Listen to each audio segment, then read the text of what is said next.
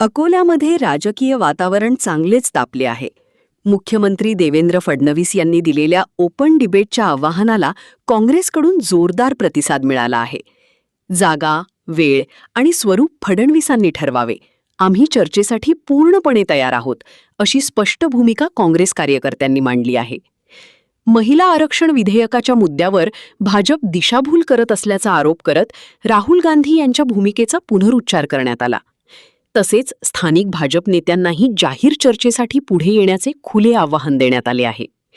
ही भूमिका शासकीय विश्रामगृह येथे आयोजित पत्रकार परिषदेत स्पष्ट करण्यात आली. रडत रडत बोलणारे भारताचे इतके कमजोर पंतप्रधान आजपर्यंत कुणीही बघितलेले नसतील. म्हणजे इतक्या वाईट परिस्थितीत नेहरूंनी देश सांभाळला, उभा केला, तेव्हा सुद्धा नेहरू कधी रडले नाही. इंदिरा गांधी सुद्धा कधी रडल्या नाही. आणि हे स्वतःच्या बायकोला न सांभाळू शकणारे पंतप्रधान आज रडत रडत लोकांना सांगतायत की महिलाओं का अपमान हो गया है. महिला 23 मध्ये आरक्षणासाठी सगळ्या पक्षांनी पाठिंबा दिलेला असताना यांनी आरक्षण का लागू केलं नाही, आणि आता आरक्षण लागू करण्याचा विचार करत असताना डिलिमिटेशन सारखा भाग त्याच्यात का आणला. दक्षिण आणि उत्तर भारत यामधला संघर्ष वाढवायचा आहे का. मग दक्षिण भारतातील राज्यांनी स्वतःचं शिक्षण, आरोग्य आणि जन्माचा दर हा व्यवस्थित सांभाळला, त्यांनी स्वतःला प्रगत राज्य म्हणून स्थापित केलं.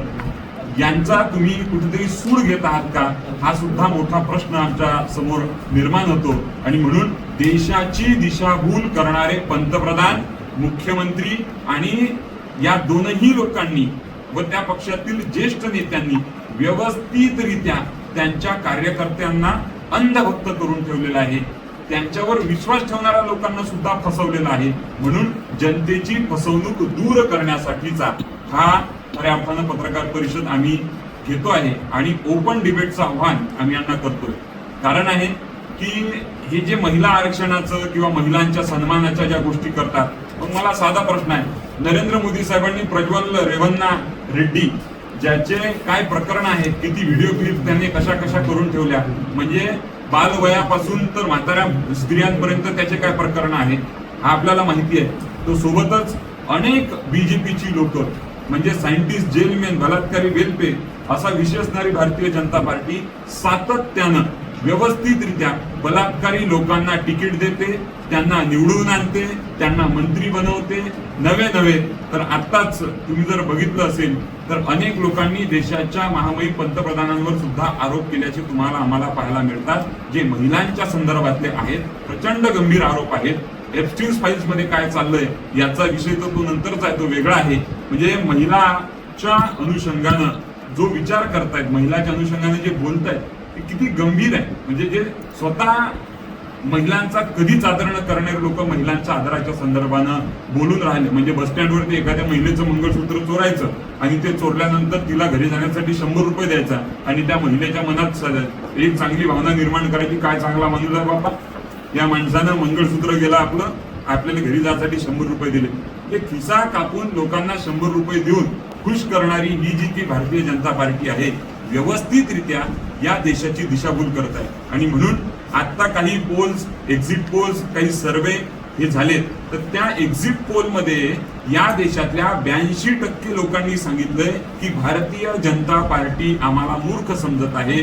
भारतीय जनता पार्टीच्या या फेक नॅरेटिव्हला आम्ही बळी पडणार नाही. हा नॅरेटिव्ह फेक आहे, या देशातले 82% लोक सांगत आहेत. आणि म्हणून आम्हाला असं वाटते की फडणवीस साहेब असतील, आपले नरेंद्र मोदी साहेब असतील किंवा इतरही जो झुटो के सरदार जो कुछ भी है, त्या सगळ्यांना आमचं ओपन चॅलेंज आहे की तुम्ही सांगाल ती वेळ, तुम्ही सांगाल ते ठिकाण, तुम्ही सांगाल ती भाषा, तुमच्या ठिकाणी आम्ही पोहोचायला तयार आहे.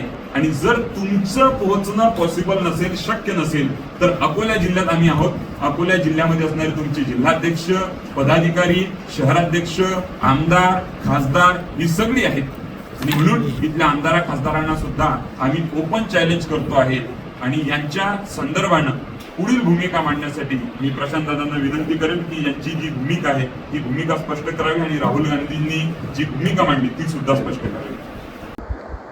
2 दिवसापूर्वी महाराष्ट्र राज्याचे मुख्यमंत्री देवेंद्र फडणवीस यांनी पत्रकार परिषदेमध्ये असं म्हटलं की काँग्रेस आणि काँग्रेसच्या सोबत असणारे इतर पक्ष यांना आम्ही महिला आरक्षण या मुद्द्यावरती डिबेट करण्यासाठी ओपन आव्हान करतो आहे, ओपन चॅलेंज करतो आहे.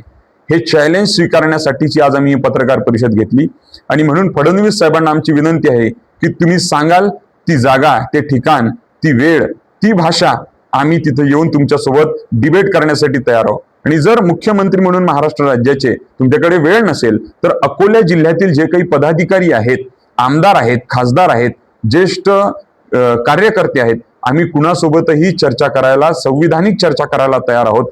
तुम्ही तुमच्या पक्षाला सुद्धा आदेश द्यावे. आम्ही तुमच्या आव्हानाचा स्वीकार करतो.